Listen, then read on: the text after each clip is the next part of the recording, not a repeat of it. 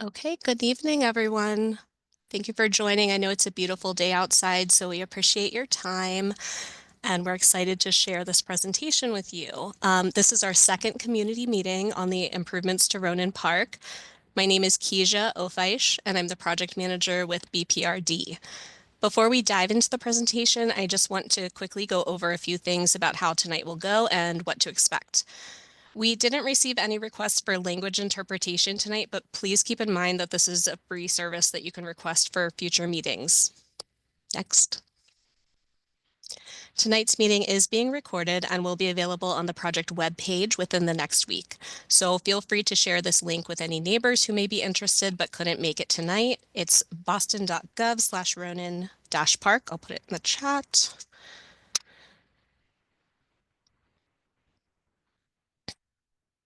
During the presentation, your microphones and videos are off just to avoid distractions, but during the discussion session, we'll have an option to turn your video on, and we encourage you to do so if you feel comfortable. Next. Um, oh, We want this to be a positive experience where everyone feels comfortable speaking up, so please be respectful of each other's time. Our session is 90 minutes, so let's keep questions and comments focused on the project and make sure everyone gets a chance to speak before jumping in again. And Jen, could you go back to Zoom tips for me? During the presentation, please feel free to use Zoom's nonverbal prompts or the chat. There's a couple ways you can participate in the discussion session at the end. You can post your questions in the chat and we'll respond to them in order that they come in, or you can also raise your hand by clicking the icon with 3 dots at the bottom of your screen, and our moderator will unmute you to speak. Next. So tonight, I'll start by introducing the project team, giving a brief overview of the project schedule and goals. Then we'll recap what we heard from you at our last community meeting and through the surveys. After that, we'll share 3 design concepts that build on everything we've learned so far, and we'll wrap up with a listening and discussion session to hear your thoughts and ideas on these design concepts. Next. Okay, project team. As I mentioned, my name is Keisha Ofeish. I'm the project manager from the Parks Department.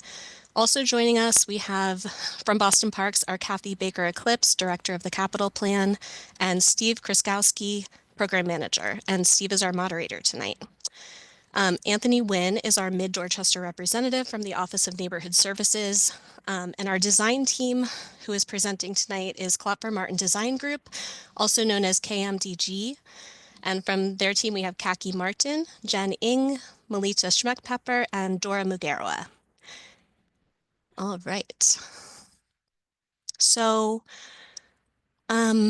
before we dive into the big renovation project, I'm just going to turn it over to Kathy for a quick update on the wall repairs along the Robinson Street side of Ronan Park. Yeah, and thanks, Keisha. And I'm also happy to address some of Jeff's questions that he dropped in the chat. At the last meeting, I talked about the wall repair that we were going to put out to bid.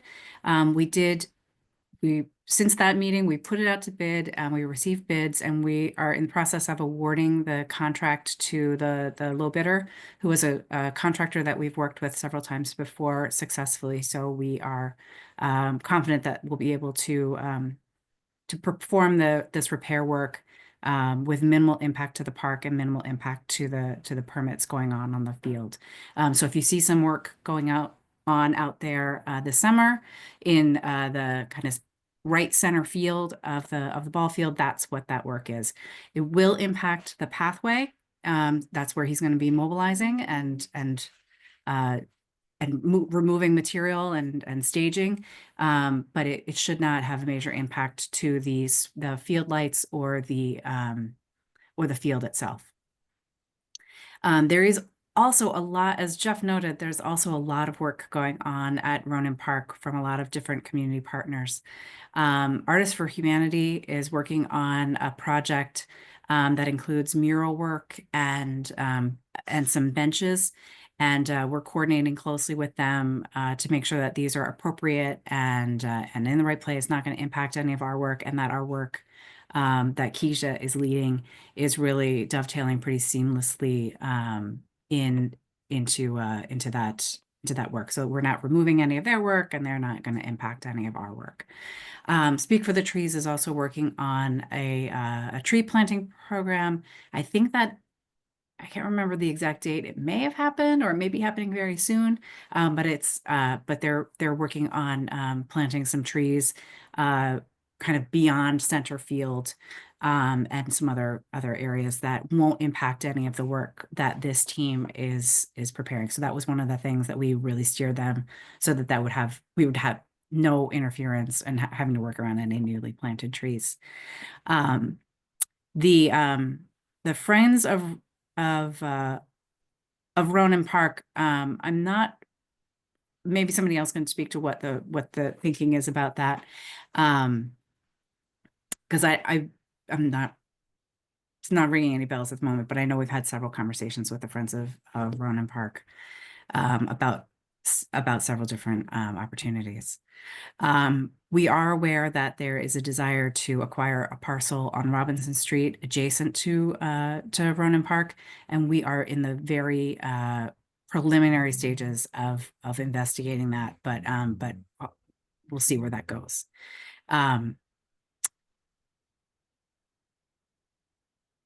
I see your question, Jeff, about is Robinson Wall priority one.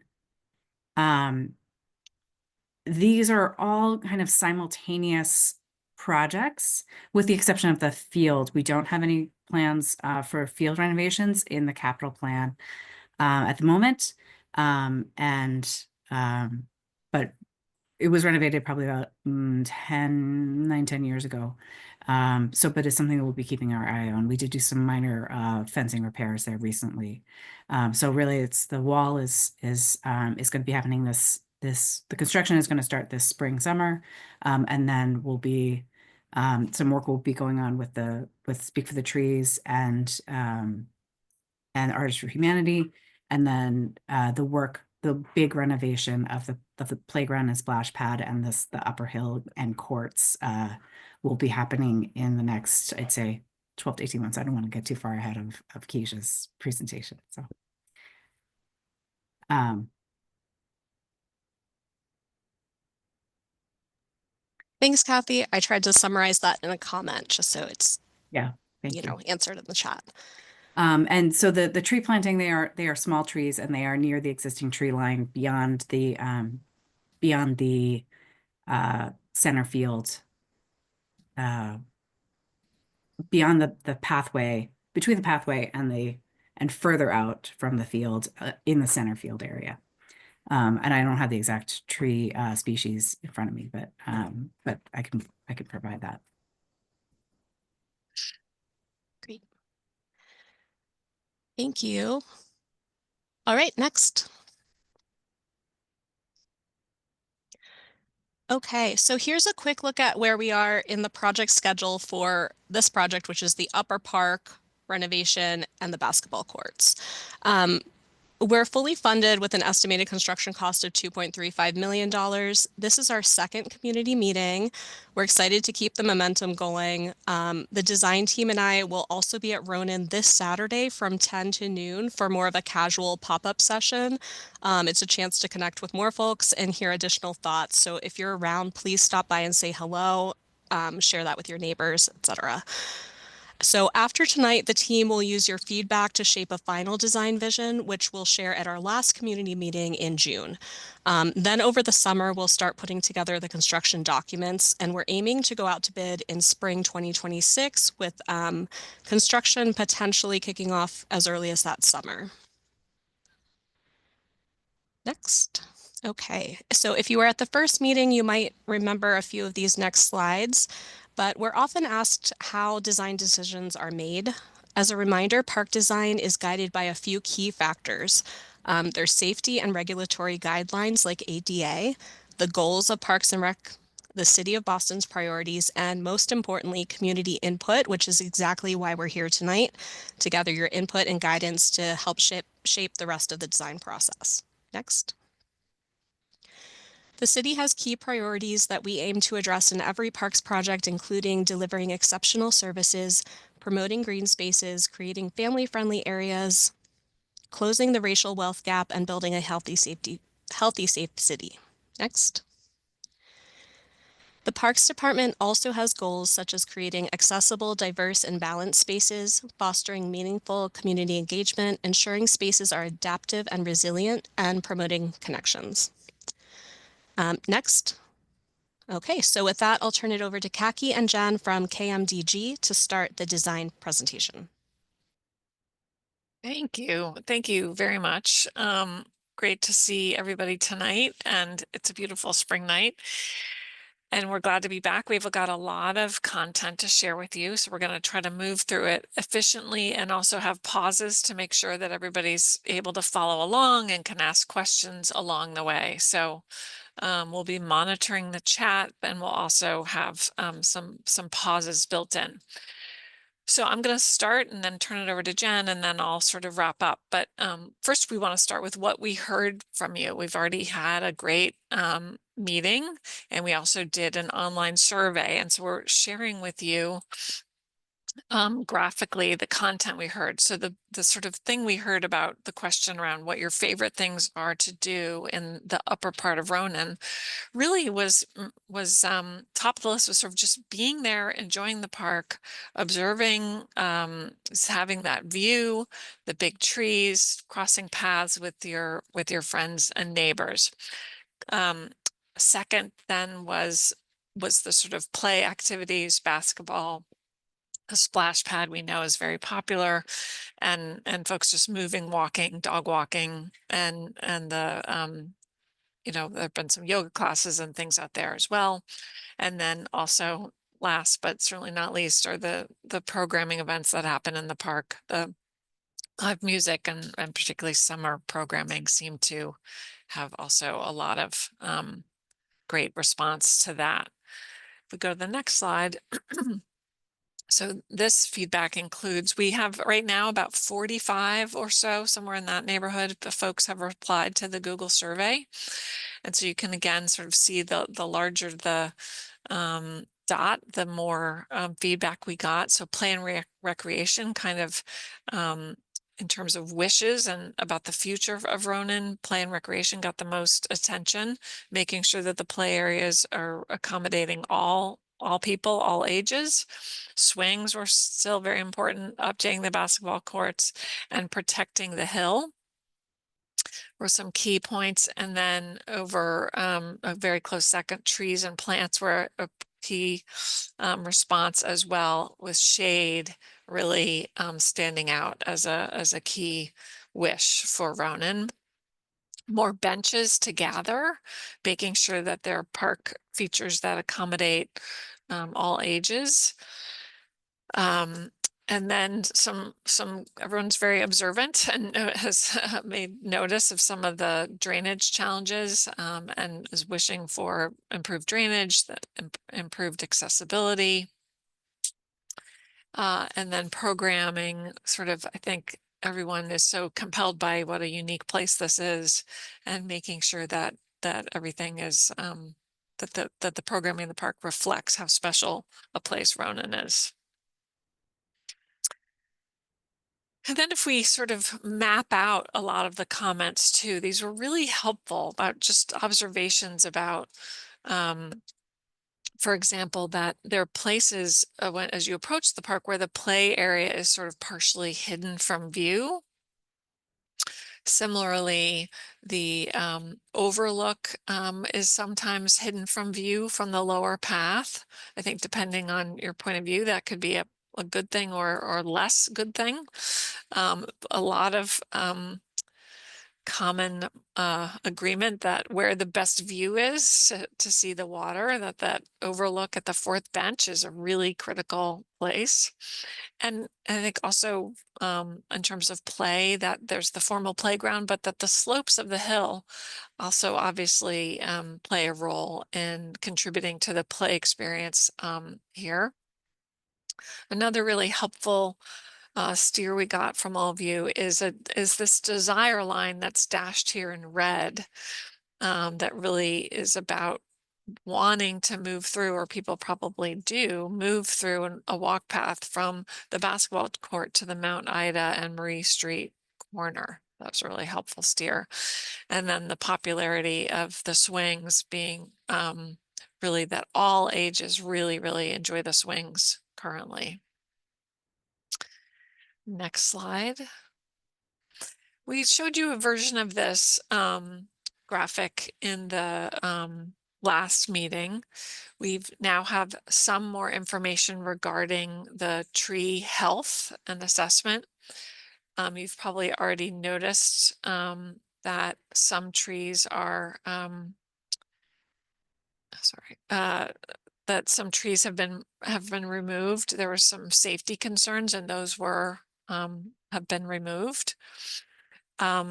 So this map is sort of a collection of both the opportunities, places where we can easily do work, places, the areas of which is in the blue, the areas of constraint are in the orange, and those are mostly related to two things. One is the sort of area circumference around the existing trees that need to be protected, and also the very steepest part of the hill, which is challenging in terms of accessibility, which is, you can sort of see our key plan there where the blue dashed line is representing places where we are people, you can walk there, but in terms of pure code, those are not meeting the accessibility codes, meaning they are not universally accessible routes. And so we are working in our schemes to improve upon that.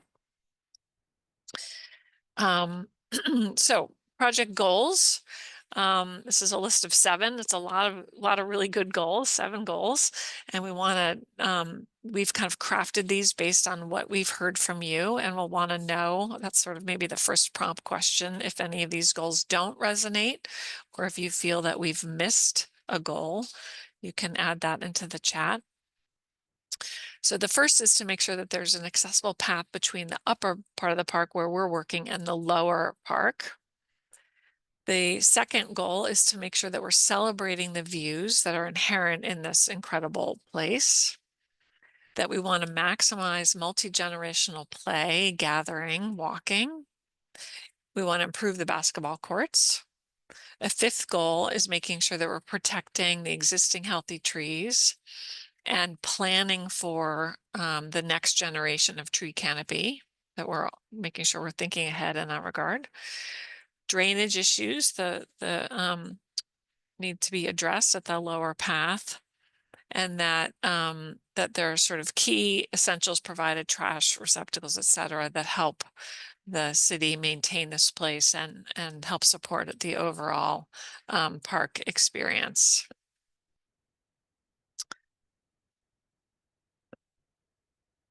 So just a reminder, so here we are on plan, the project extents that we're looking at are dashed in red. So we're using this term upper park, and that's what we're going to focus on. Jen will share 3 schemes with you tonight. And that we're acknowledging there are sort of 5 key park entrances. So just to also sort of help everybody, sometimes our graphics can be confusing. We sometimes use language that we don't mean to, because we're so used to it, and we want to make sure that everybody is feeling comfortable with the graphics. So we sort of have crafted this few slides that really is about cake, but also about reading graphics. So hopefully everybody likes cake. So when we refer to the plan, and we've already shown you a couple of those, a plan is like looking at your big tiered birthday cake from above. You're looking from above, and that's the equivalent of looking in plan view. So it's like you're a bird looking down from above. And then the next thing you might do with your cake is you're going to try to cut a slice. So that's what we call, that's equivalent for a section cut line. So we're sort of cutting through that mound of cake or that mound of earth. And then the third piece is you pull that slice out and you realize, oh, it's a tiered, that slice is a tiered cake. And that's the sort of cross section. That's what we use the term section. And we're looking at, you can see on the right, you can see the slope of the hillside of the really the drumlin, the landform that is Ronan Park. And so we're kind of using these terminologies. So that slice of cake is really equivalent to the section, and Jen's going to talk you through the sections towards the end of the presentation. Jen, I'll turn it over to you for the concepts. Great. We have 3 ideas that we wanted to talk through today. I think that one thing that's really helpful in this conversation is to think about what stands out for you in each of these schemes. So rarely is it just one option that moves through. It's usually a mix and match of the best and favorite things of all 3 that creates the final concept. So again, 3 options. The first we've been calling the prow. It has very simple and direct paths. Play and gathering is at the top of the hill, very much so how it is today. And then there's an expanded overlook. That overlook has seating options and it also has swings pointed in the direction of the view because we're seeing that it's not just kids who are enjoying the swings. As Kaki mentioned, it's teenagers, it's grown-ups, it's adults, it's families. Um, Second option we've been calling the loop. It creates a loop path system in which play and gathering are located within the loop. The play is located on 2 different levels, and then there is a dedicated overlook area and a dedicated picnic area. The third is meander. It has a meandering path system. We heard a lot of interest, a lot of excitement over having walking paths in Community Meeting 1. And in this option, play and gathering are many different rooms, a scattering of rooms throughout the park. So I'm going to walk you through them in more detail. So with the prow, um, we take the circulation and we try to make it as direct and clear as possible. So that red desire line that you saw in the experiential site analysis slide, that shows up pretty much exactly. And then there is also an upper to lower access path through the hill. And I can see some comments about the hill, so it's good to hear these thoughts, and you'll see others that have a different treatment of that hill. Play is at the top of the hill. So play is really expanded in its current footprint. Swings shift over to the overlook area, and then you start to create a play loop. Gather is integrated with play, meaning the picnic tables are within the play area. There are benches along the path and then an expanded overlook area. And then the basketball courts are resurfaced and repainted, but remain primarily as basketball courts. And so you can see how the circulation works. You can see that in these black lines, this is the existing circulation path. So we're really trying to stay fairly close to what's there now, with the exception of these diagonal paths.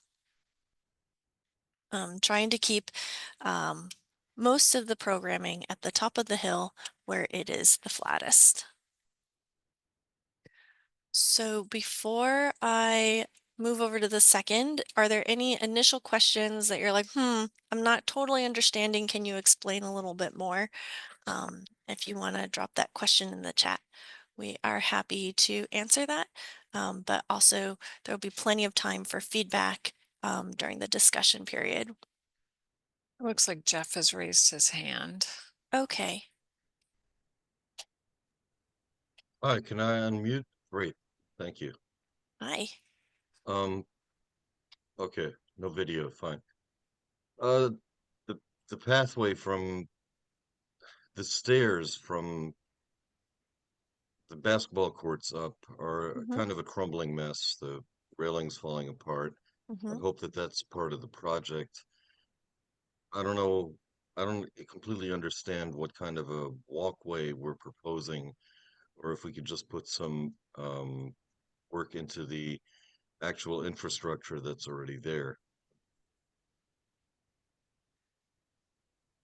Great. So Jeff, we're hearing that the stairs, that existing stair is in Yeah. disrepair and you want to see it improved. Is that a good summary? That has been coming up a lot, yes. Okay. Great. All right. That's good to know. Thanks. and And Joshua. I don't Oh, understand the walkway. I understand what I'm seeing here, but is there a proposal to fix the stairs, or is there a alternative walkway project? I don't understand how those two fit together.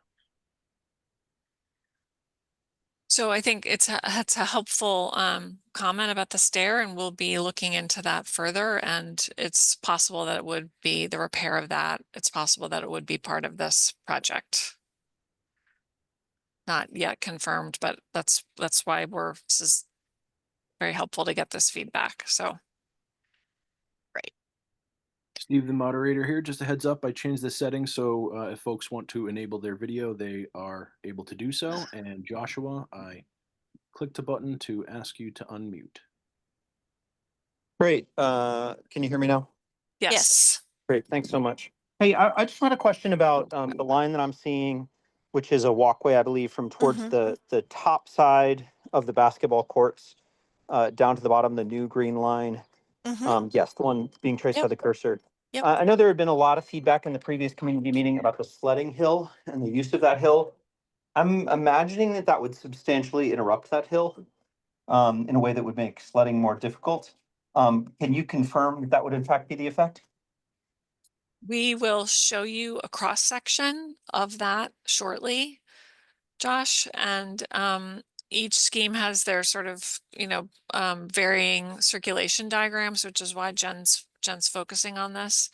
And there is some, you're right that is moving through along the contours of what is the primary sledding hill, and we'll be able to show you that in the cross section view shortly.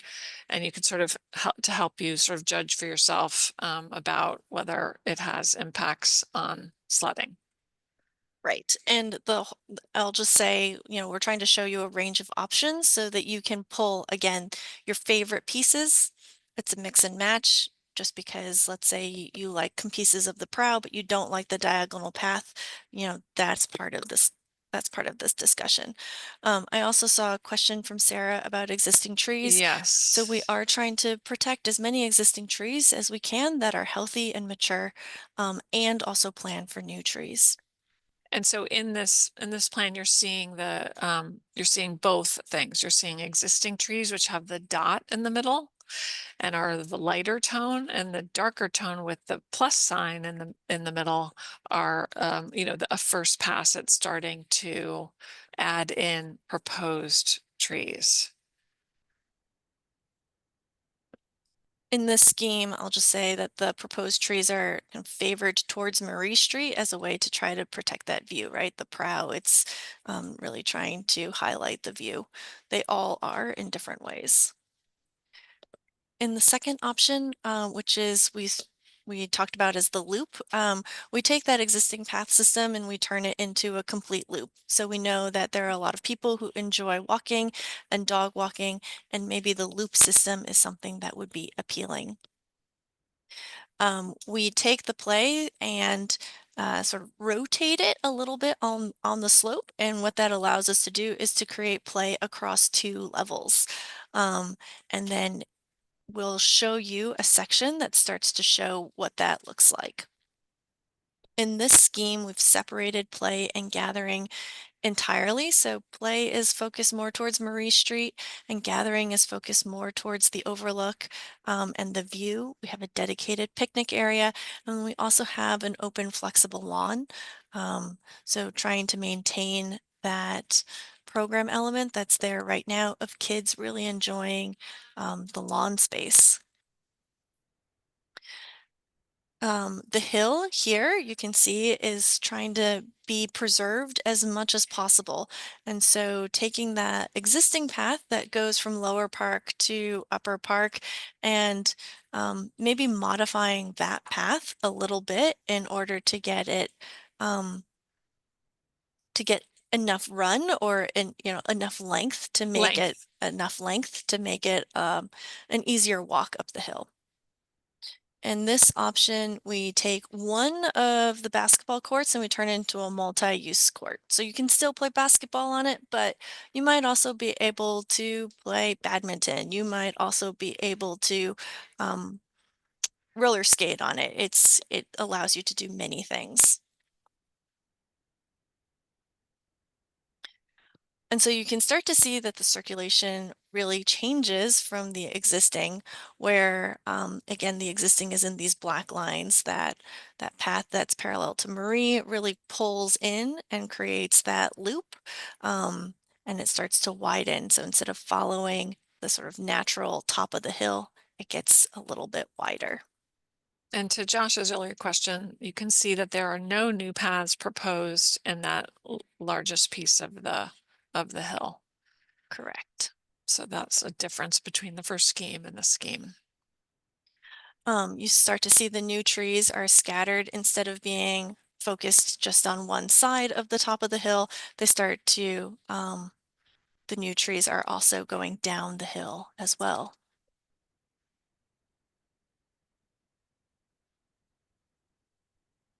Before I move on, are there any specific questions about the loop scheme that would help clarify and help you further just understand what the option is?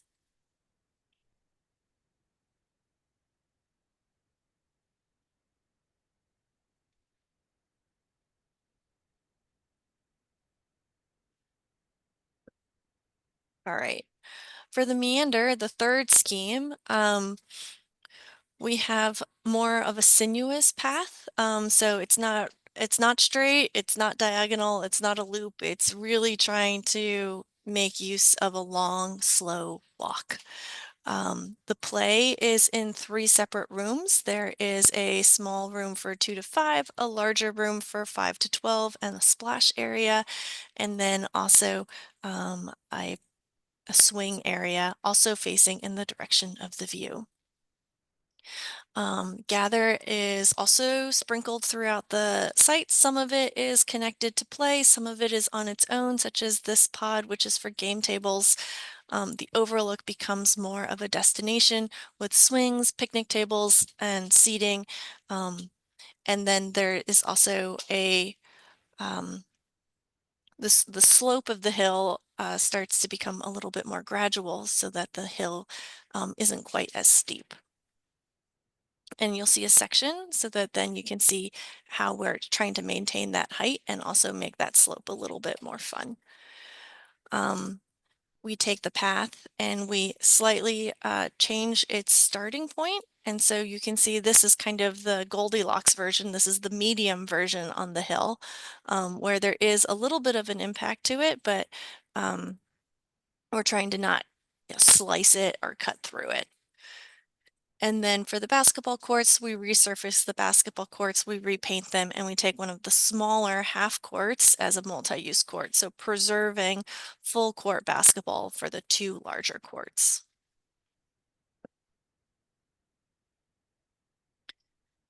And then you can see that the path system really starts to change from the existing path system here.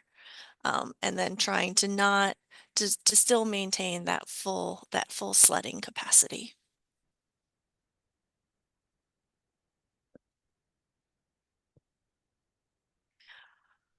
So again, the prow, everything is at the top of the hill. It has very straight and diagonal paths.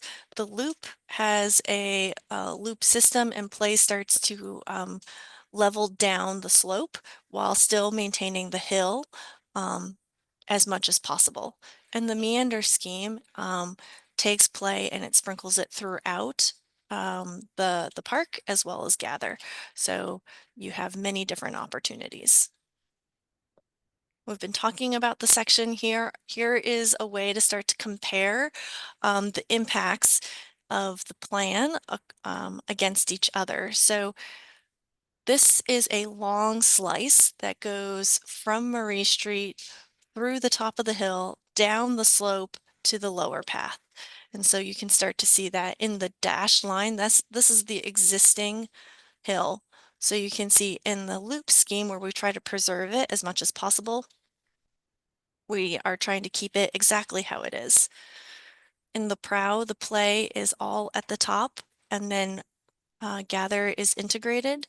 And then you can see there are changes to that hill in order to get that diagonal path in there.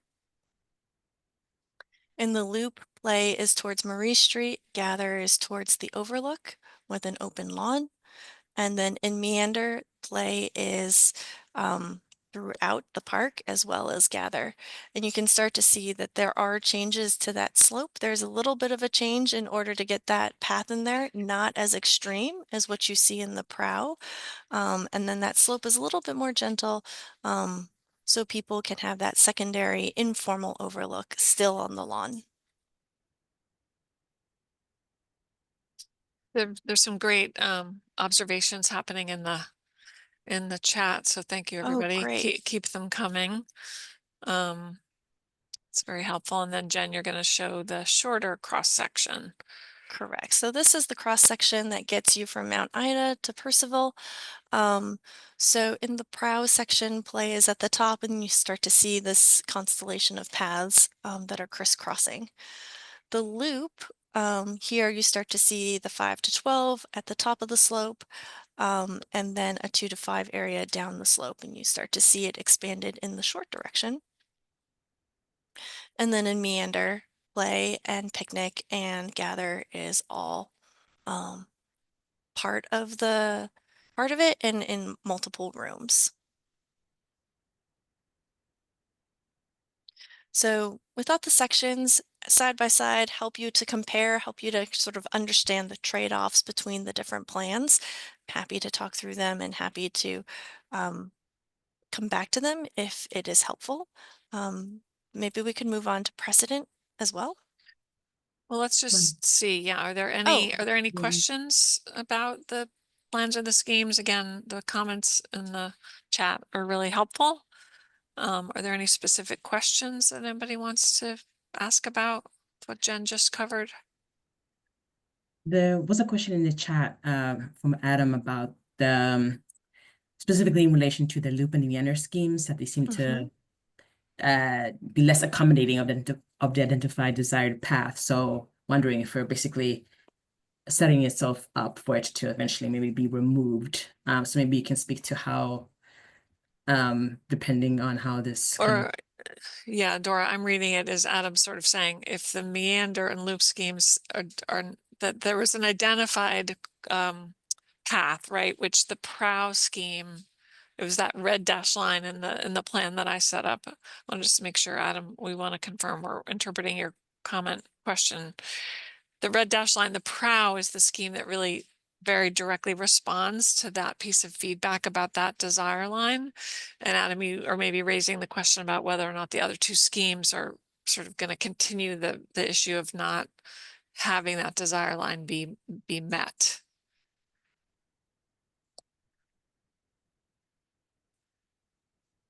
Okay, I'm calling on Joshua now. Okay, Yeah, we might need to return to Adam, but okay. Great, uh, Joshua. hey, just a very quick clarifying question. In the meander situation, I see there's a little bit of green space kind of in front of the swings and before you get to the benches. Is that enough space for kind of the yoga that has been described, or is there some space within this rendering that would still maintain the views for that kind of activity? I guess one of the questions that we have is how many people come to yoga?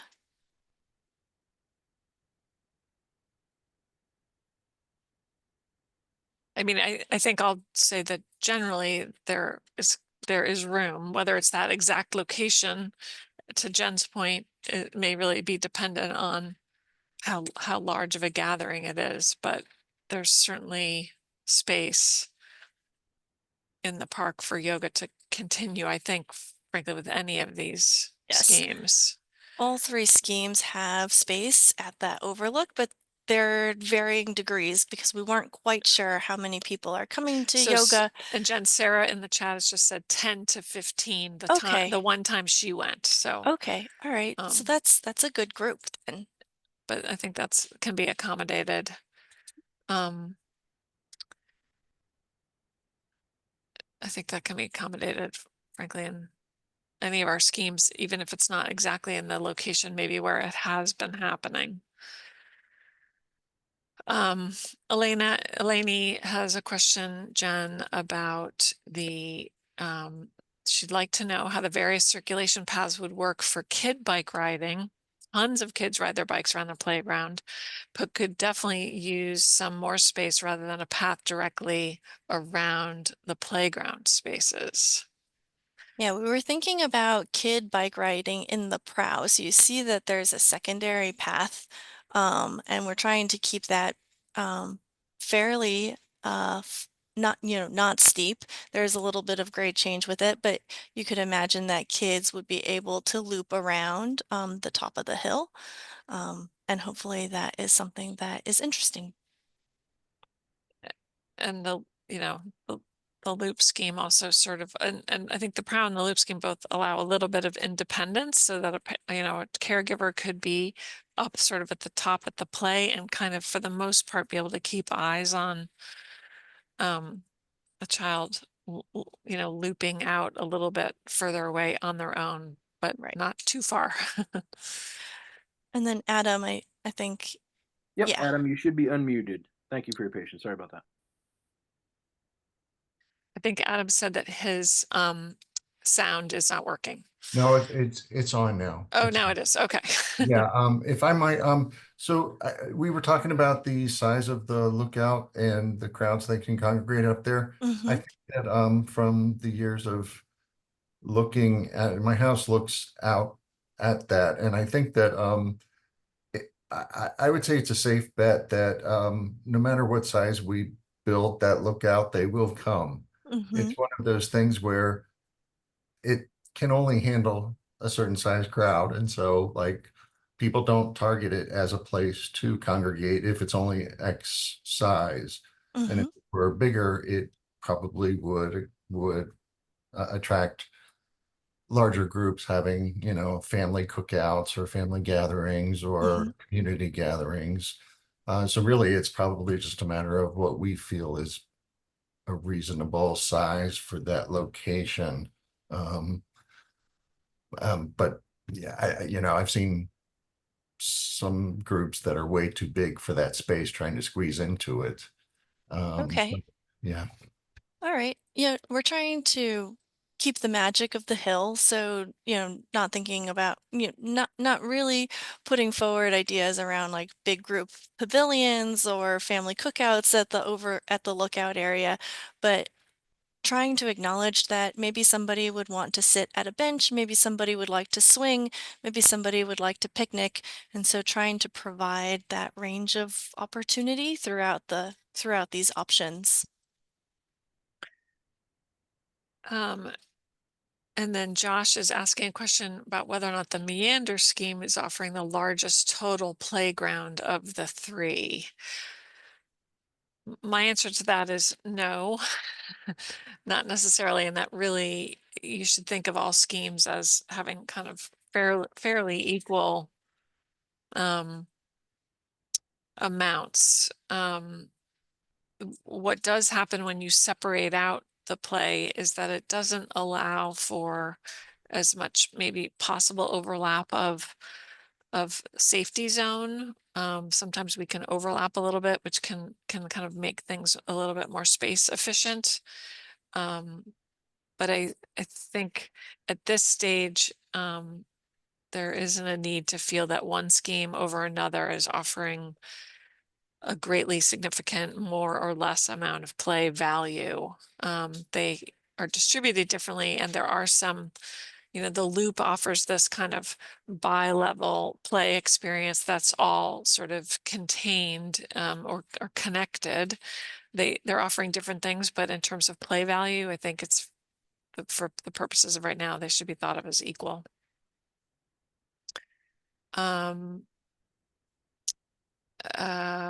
Do all three options, Eleni is asking, do all three options have a splash pad?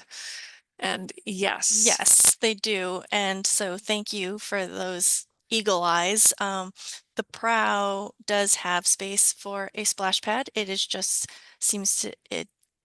didn't get the blue overlay that the other two got. But yes, please know that all 3 have splash in them.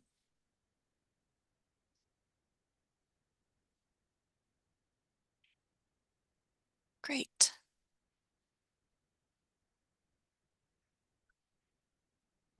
So, and we're going to sort of start to close out the presentation with images, precedent images. So we often like to collect images from other projects that have been built, or sometimes from other locations, to sort of start to help inspire conversations around what is compelling to people and what folks really would like to see. So this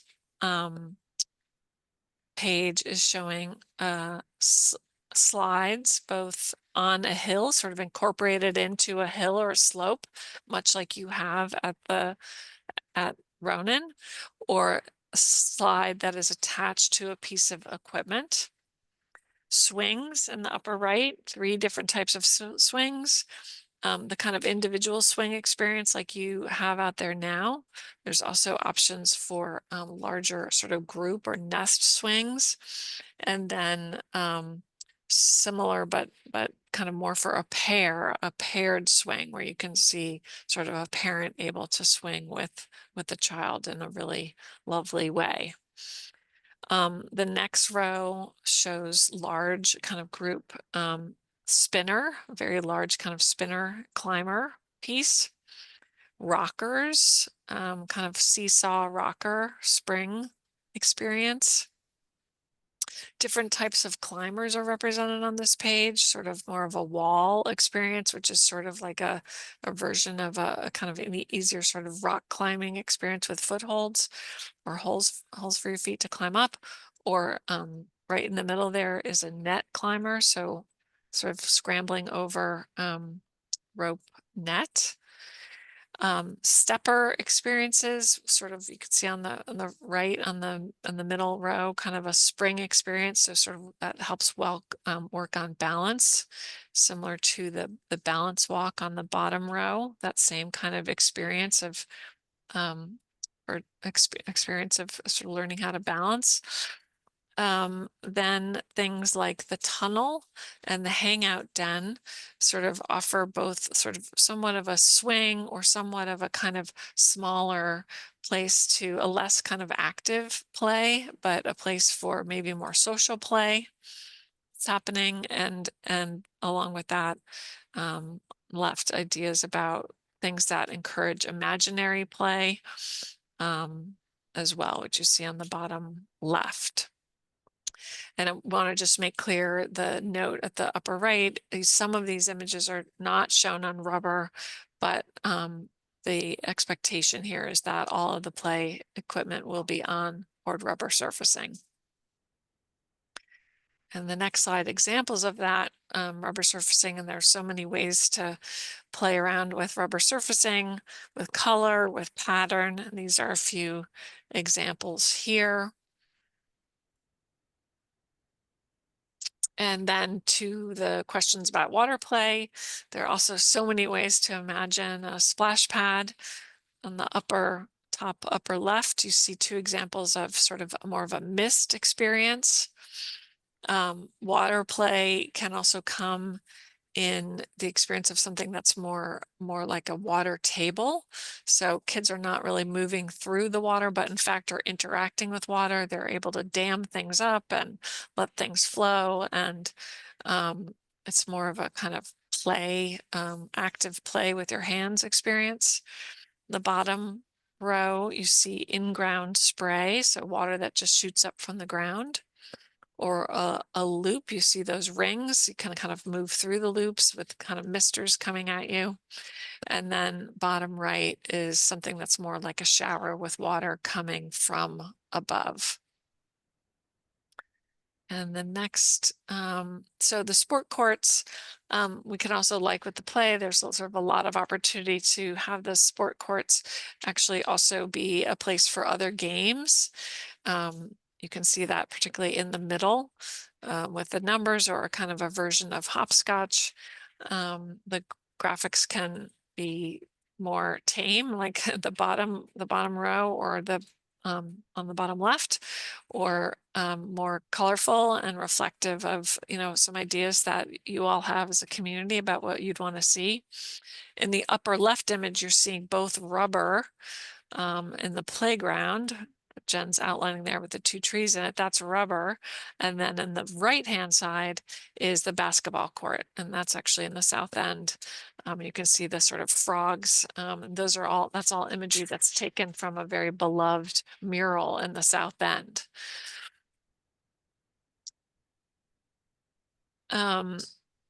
Precedent images about gathering and paths. There's lots of ways to think about seating and gathering. One very straightforward way is just that making sure that they're seating along paths.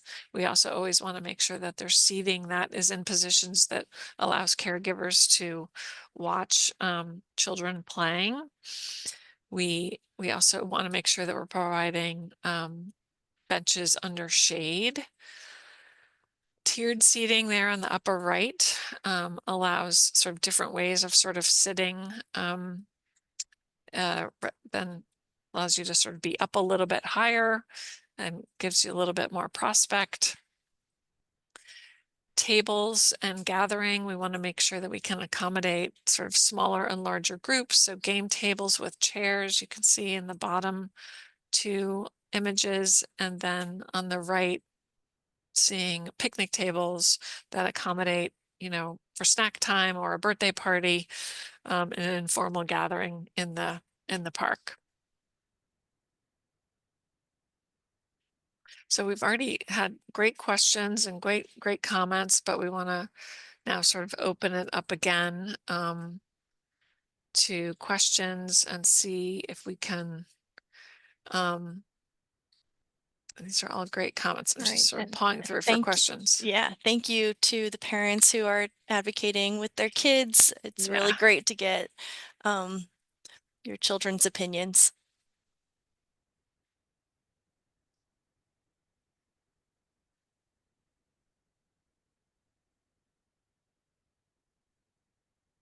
And let's see, great. Let's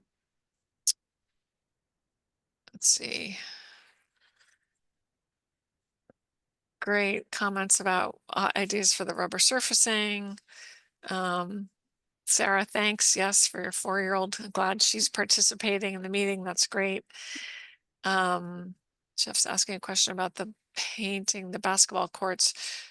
So I think that the wall, Kathy, just confirming that the Artists for Humanity is painting a mural on a wall, correct? That's my understanding. Yes, it's on the wall, Yes. that the retaining wall around on the inside of the basketball court. I'm not sure of the extent of it, and I don't know that I've seen a design of it. I don't know if Keisha has seen a design for it. But it's a great comment. We will Yeah. for sure be in touch and coordinating. So we'll be working with Keisha to make sure we're connecting with Artists for Humanity on that. So it's a great comment. There was also a question from Sarah. I wonder if it would make sense to solicit feedback on paint and design from groups that use the courts. Yes, we do have the contact information for some of the team kind of leadership, and they'll be getting kind of the links to this presentation after this, but look forward to their feedback. Great. Looks like Jeff has his hand up. Thank you. I'd appreciate a minute. And this is something I asked at the beginning, is we have about 5 different agencies working to improve the park in various ways. And I, as friends of Ronan Park, I know most of them, but it's hard to kind of coordinate.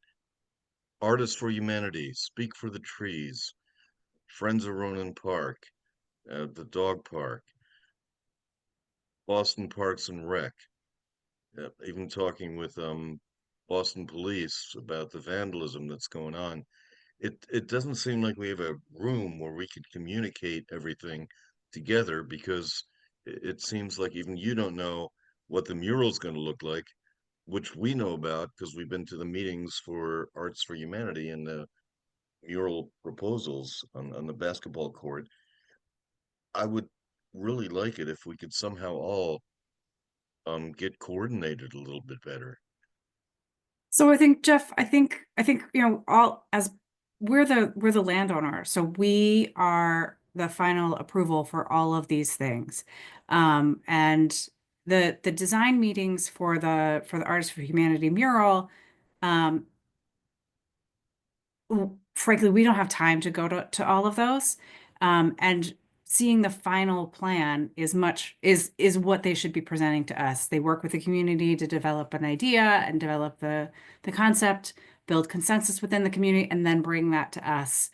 So that's the process that we go through when we have an artist group like this that wants to do work in our park. Same thing with Speak for the Trees. They work with the community, then they come to us for final approval, and we work with them. We also bring in our urban forest division to make sure that the tree plantings are appropriate, that it has the right warranties and guarantees, and somebody's going to be caring for these trees. So we're the final check for all of these things, but we really support you know, these groups working in the community to build consensus and make a richer and more inclusive park. So ultimately, it all needs to filter through us as the landowner. Well, I And think building that's, on I that, think I that's, think, sorry, Jeff, no, I'm building on sorry. that, just in terms of the vandalism, our 311 team addressed it, I think, pretty quickly over the weekend because they did get about 30 different 311s about the fencing, which was great. I mean, that's perfect. So thank you. Yeah, great, but not great that it happens.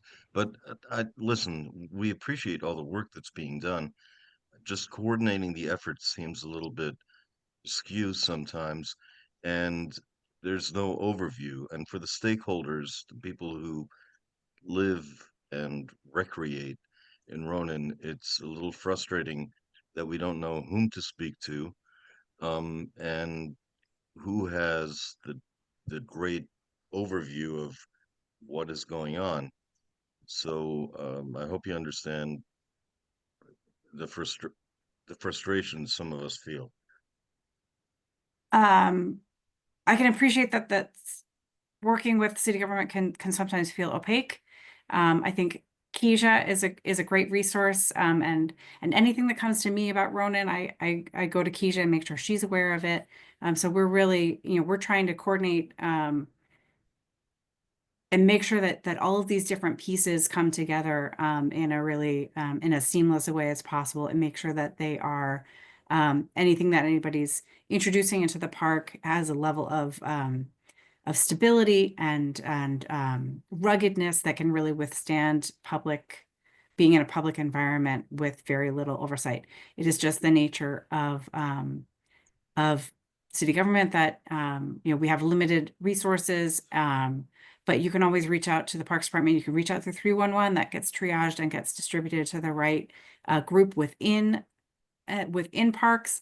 If it's a public safety issue, it also goes to the Boston Police. So there are a lot of different ways, and you can always reach out to me or to Keisha if there are things that feel like they're not being addressed, or you have questions about other things that are going on. And frankly, a lot of times we don't, because you know, we're living among 700,000 other people in our city who all feel ownership of every open space. We don't always know what's going on there. And you all are there much more often than we are. You're really the eyes and ears. So so if you see something, share it with us. If you see things like the vandalism, please alert that to us immediately so that we can get that addressed. But you all are really the eyes and ears of the park. But we do want to make sure that the things that are being placed and built in the park are appropriate for public use.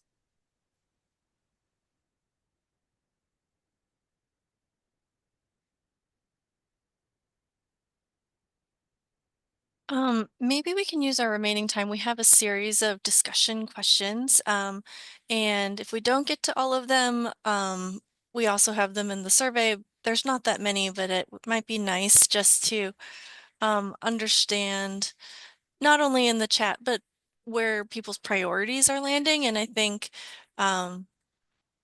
Joshua, your list is really great as well in terms of identifying the priorities that you see. And I also want to say there will be another survey. So, which will sort of recover all of this content from this meeting. So the meeting content will be available, but there's an accompanying survey as well. So don't feel that if you don't feel that if you have to get everything out tonight, if you want to think about things more, there's time to do that, and we'll be sending out another survey. And we'll be out there on Saturday too. So that's right. Plenty of opportunity. So okay. So in this question, how would you like play to be organized? One long room, maybe play on 2 different levels, or maybe play in multiple small rooms. So this might be best if you could leave a quick note in the chat, and we'll collate these responses.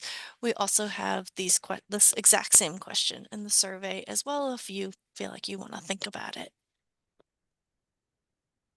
And again, sort of per the question that came up earlier, which is a very fair question. You shouldn't see any of these as having more or less play value. Think of them as having equal play value. It's really just the distribution of them on the site. Great. Thank you, Joshua. Thank you, Sarah.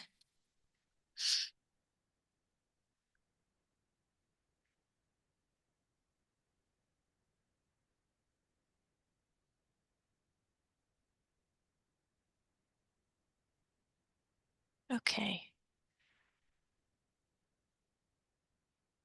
Thank you, Linda.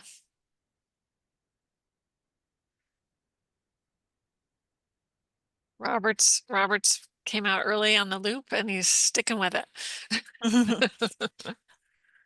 It's always good when there's clarity. Yeah. Always helpful. Robert was clear from the start.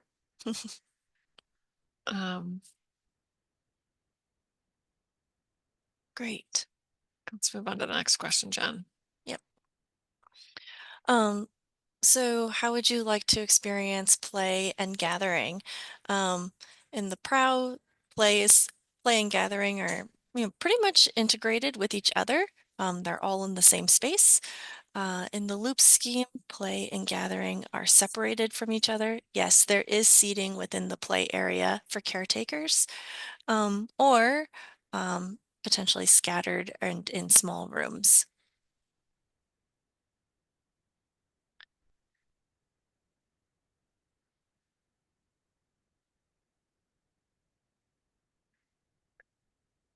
Yeah, Elaine's saying something more than benches. Picnic tables would be lovely for gathering. Yes, we have incorporated picnic tables. We completely agree, and those are sketched into the plans. Yep.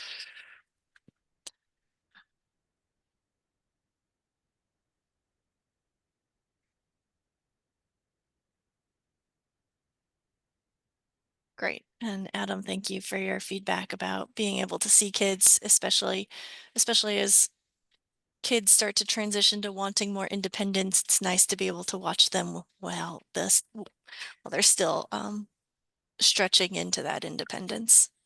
And Josh is saying a preference for scattered. Sarah is saying definitely want benches in the play, but also imagining that some spaces outside of play for events not associated with play would be great too. Great. Jeff, the benches are in the plans that the larger, you can see them in the larger schemes, not as easily on this plan. So they are in the presentation. Eleni, I think several gathering spots are nice for the same reason that Sarah mentions too. So not too many, making it feel too spread out, but benches at the overlook are key and they are used all the time. Okay.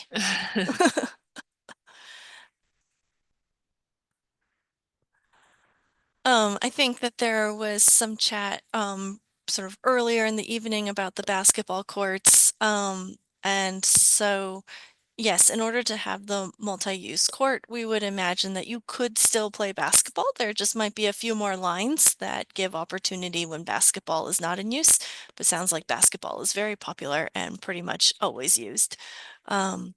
So some questions about thoughts on improving the basketball courts, maybe adding art and imaginary play opportunities, adding multi-purpose, or keeping the basketball courts the same with a new overlay and paint. Maybe it's a combination of all three, and in coordination with the murals that Artists for Humanity is working on. And yeah, Eleni's pointing out that we need to hear from basketball users.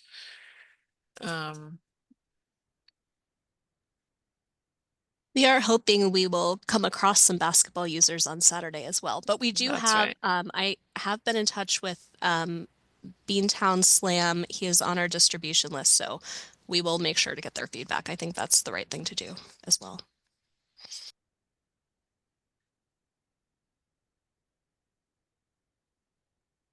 Robert's making a comment about making sure that the park still provides solitude. I think the park is such a large place, Robert, that will always be possible to find solitude within that park, even though there'll be times when it's more active and less active. So there's room for everybody in that regard, I think. Eleni's asking about the basketball court, improving the basketball court fence as well. I think it's something we will look at with this Yes, project, that's what especially we're- having seen the way it was kind of ripped apart this weekend.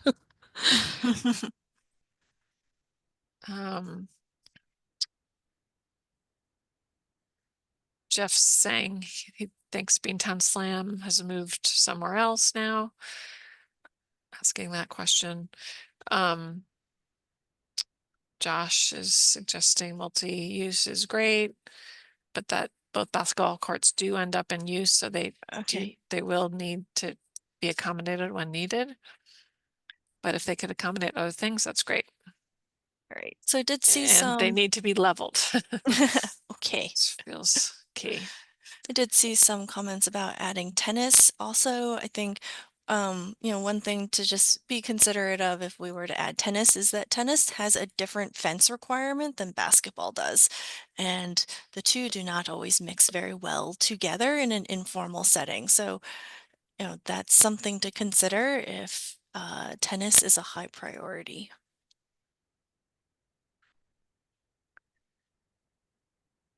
Okay, let's move on to the next. Okay.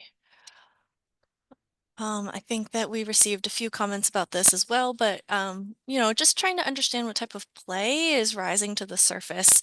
In the next community meeting, we'll have more of an idea of how much space we have for play, what are the types of play equipment or play types that people are interested in, and can give you more of a sort of specific palette to look at. But some of the things that we've been thinking about are slides, swinging, hanging out, spinning, tower climbing, net climbing, and imagination play. We think net climbing would be really great here just because of, the openness to the views. It's a fairly light structure and you feel, pretty close to the sky. And so that's something that we are interested in for this park as well.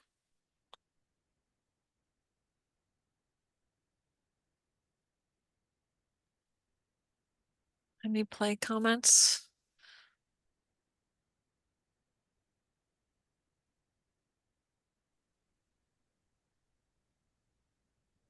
We had some earlier up in the chat, but yes. Oh great, and Eleni's filled some in, loving the hill slides, swings, yes, for sure. Tower climb would be great to take advantage of views. And imagination play is always great. Even some simple counters for store play is great. Yes. Oh, and Sarah's our 4-year-old community activist has moved on to other things. But climbing and swinging. Okay, great. Excellent. And Sarah, the great, the survey will come out too, so you'll have another chance to Yeah. sit with your children, all of you, and share.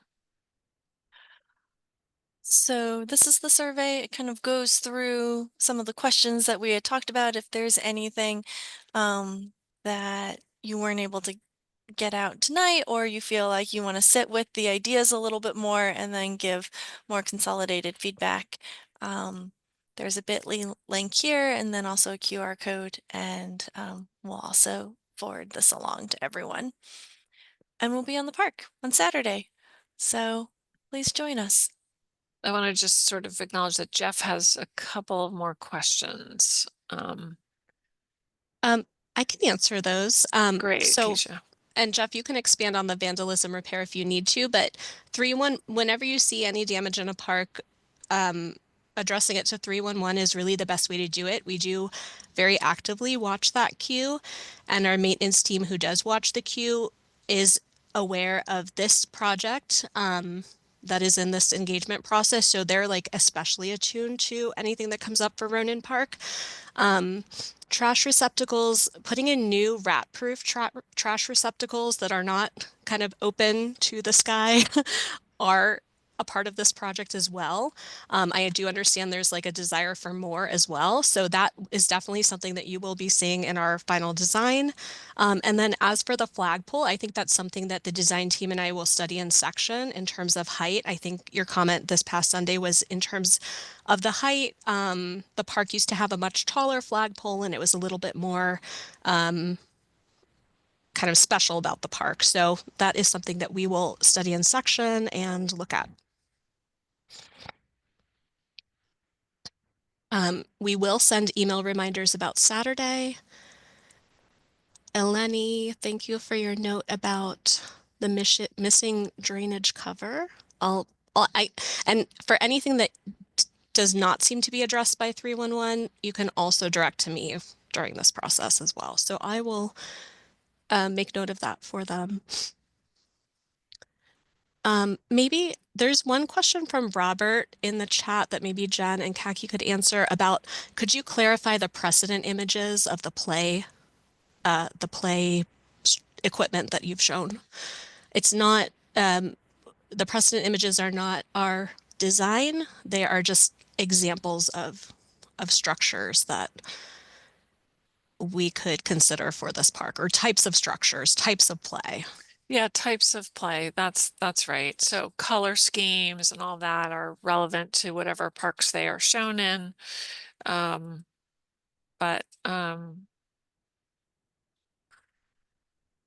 yeah. So we'll be we'll take this feedback around sliding and swinging and climbing, and we'll develop more specific play schemes and play palettes, and let you see kind of what we're thinking. But this is just like an example of a starting point, if that helps. Yeah.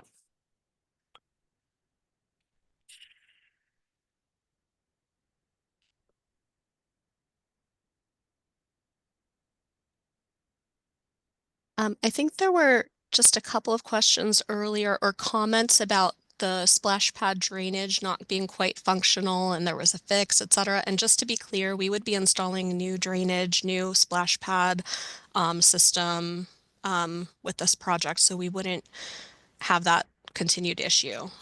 But if there is it will be open for the summer. So For the summer, if there gotcha. is an issue, we may be working on that fix. And we can follow up on that. And yes, Jeff, I think Keisha addressed it earlier that the presentation will be made available. Yes, I will email it out and it will be posted to the project webpage.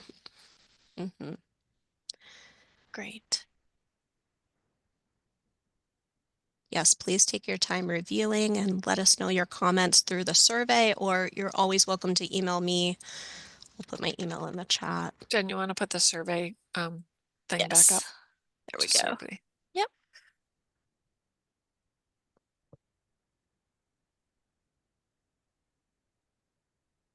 So you'll see a lot of the content in the survey as well.